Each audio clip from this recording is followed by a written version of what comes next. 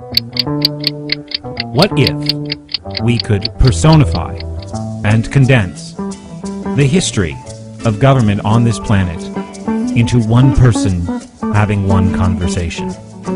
What if we could compress 6,000 years of authoritarianism and the hunger for and addiction to power into 10 minutes? How would that go?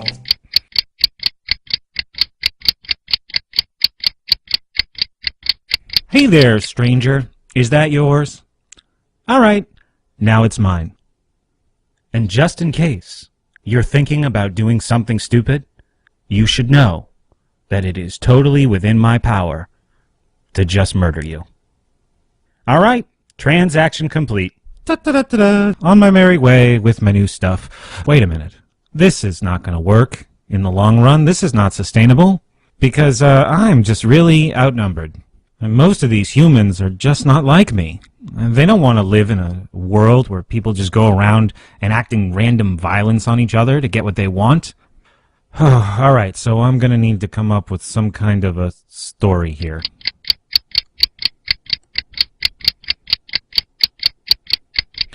Hey, guess what, everybody?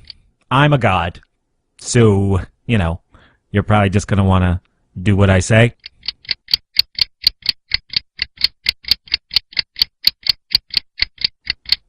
All right, okay. I'm not a god, but I do have magical powers bestowed upon me by the gods. So that whole doing what I say thing, that probably still stands.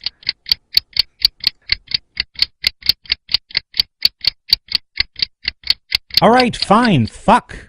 I'm not a god and I don't have magical powers.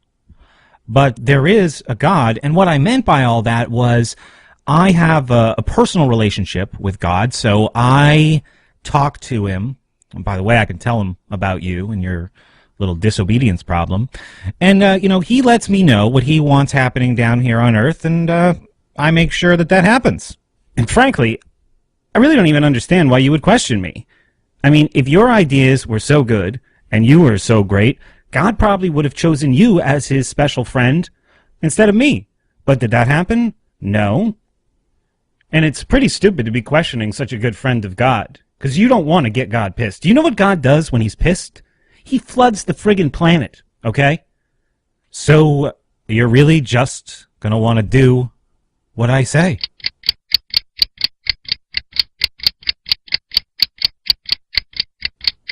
All right, fine. I don't have a personal relationship with God. I don't talk to him. But I do have these clergy friends, and they study the Bible long and hard, day and night. They're into that thing. And they know what God wants. So I go and I talk to them, and then they tell me what to do, and together we carry out the will of God on earth. So for Christ's sake, you're really just going to want to do what I say.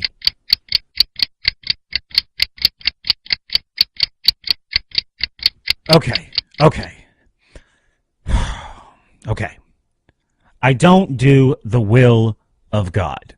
And yet, now that you mention it, that does sound really stupid, and I'm not sure why I thought you were dumb enough to believe that. I don't do the will of God. But you know what I do? I do the will of the people. Yeah, that's it. I am a representative of the people. I am serving the people. See, it's my job to ensure the common good. Ah, you going to argue against that? The common good? The greater good? What kind of selfish jerk are you? So, you're probably just going to want to do what I say.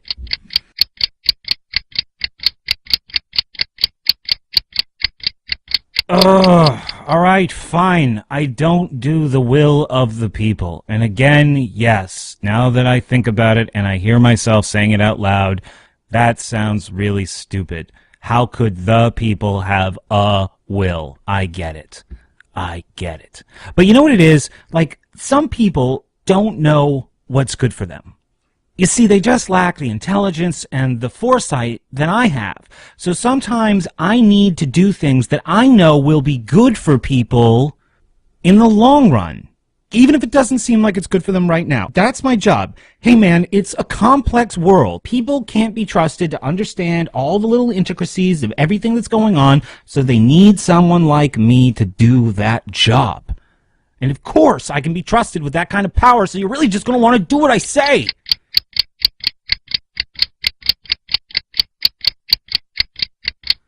Fine. Look, I'll level with you. I don't do things because I think they'll be good for most people.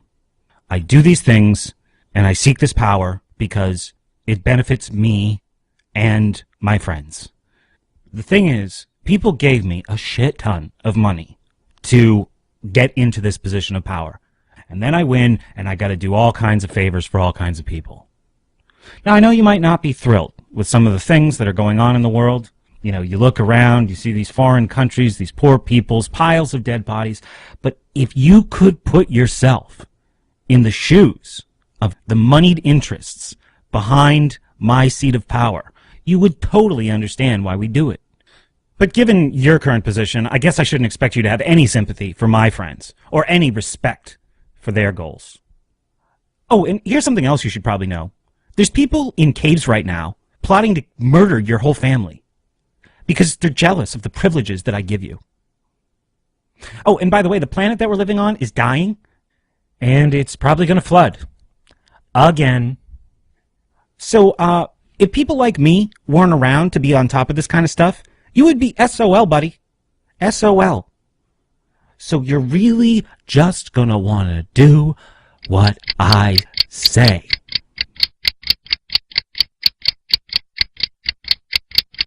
All right, look, I'll make a deal with you, because I kind of think at this point that you're on to me, and that all this new knowledge that you're so proud of might result in you being a little bit more disobedient than I can really tolerate right now.